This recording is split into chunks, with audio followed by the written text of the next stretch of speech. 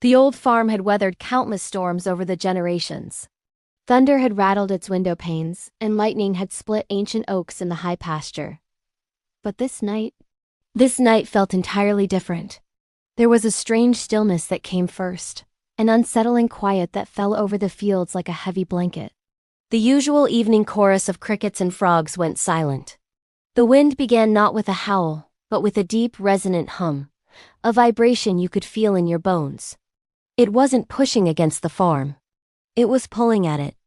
The wire fences, usually taut and strong, began to sag and bend, groaning as if under an immense invisible weight. The tall poplars at the edge of the property didn't just sway. They leaned, their roots straining against the soil, their leaves trembling. Looking up, the sky was a terrifying spectacle. It wasn't the usual dark gray of a storm. Instead, the clouds were swirling in a vast, slow-moving vortex, a colossal wheel turning in the heavens, with a strange, sickly green light at its center. Every creature on the farm felt the shift in the world. Barnaby, the old draft horse, felt it first in his hooves. The very ground beneath him seemed to lose its solidity, feeling loose and untrustworthy. He stamped nervously, his massive head held high, nostrils flaring as he tasted the strange air. He'd felt the earth shake before during minor tremors, but this was different. This felt like the world itself was being lifted. Daisy, the Holstein cow, sensed the change in the atmospheric pressure. A deep ache settled behind her big, gentle eyes. The air felt thick, heavy, making each breath a conscious effort. She let out a low, mournful moo, a sound of deep unease that carried across the barnyard, a warning to all who could hear it. Her instincts screamed that the air itself had become an enemy. In the coop, the chickens, usually a noisy, bustling flock, had gone completely still. They were huddled together in a tight, silent cluster, their beady eyes wide with a primal fear. Not a single cluck or squawk broke the eerie silence. They knew that making a sound, drawing any attention, was a dangerous mistake. And Buster, the loyal farm dog, a mix of collie and something sturdy and brave, refused to leave the shelter of the barn. He stood at the massive open doors, his body tense, a low growl rumbling deep in his chest. His job was to guard, to protect. But tonight, his instincts told him that the only safety was within the heavy timber walls of the old structure. He stared out into the growing twilight, his eyes fixed on the horizon, waiting for the thing he knew was coming.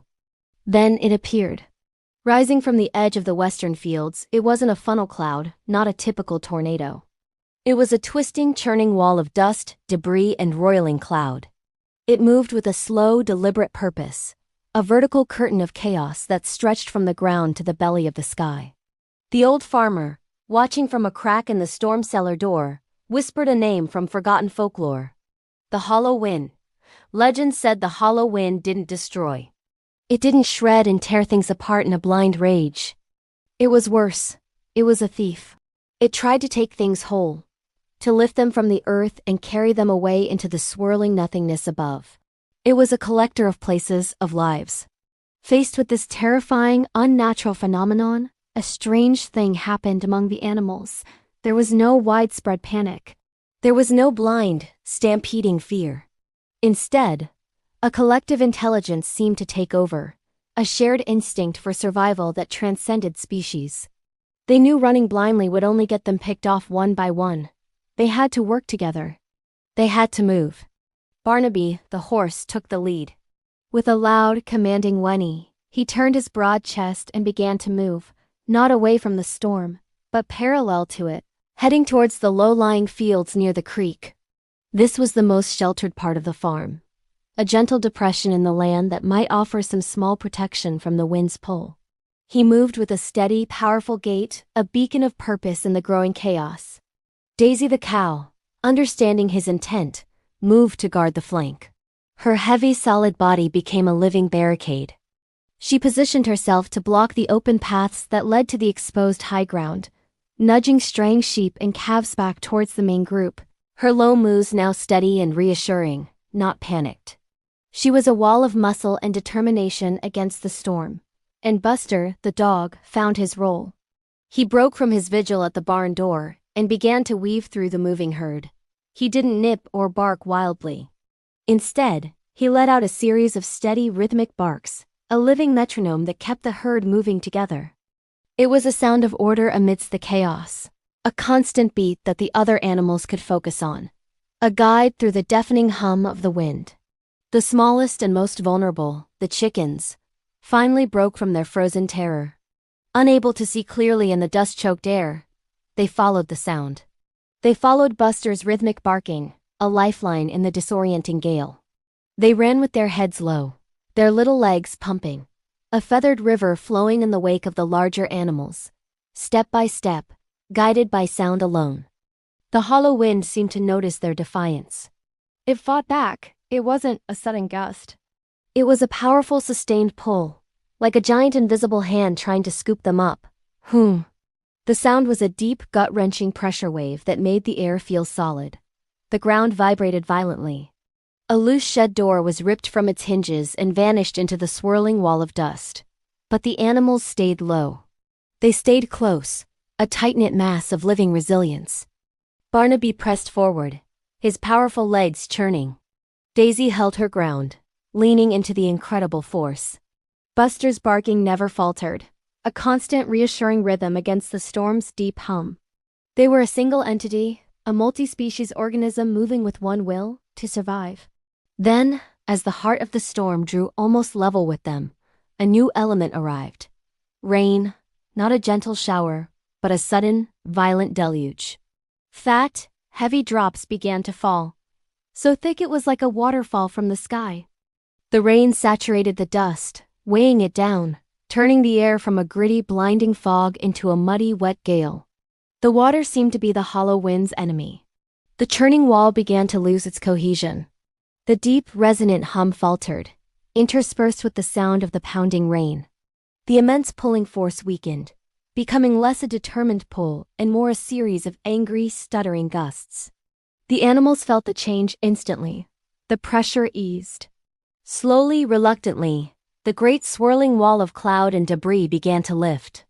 It thinned, unraveling like a great rope, and faded back into the churning vortex in the sky above. As the first light of dawn broke through the tattered clouds, the rain softened to a drizzle. The farm stood. It was a mess. Fences were bent into strange, artistic shapes. The fields were a sea of mud and debris.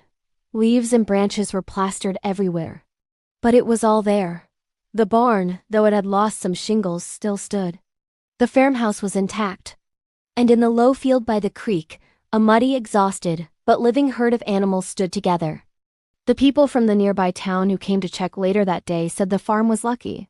They said the storm had been strange, but it had passed them by. The animals knew better. The storm hadn't just passed, it had been met, it had been faced. They had listened to the earth, to the air, and most importantly, to each other. They had trusted in the strength of the herd, in the purpose of the horse, the fortitude of the cow, and the rhythm of the dog. And that trust, that unity, is what saved everything.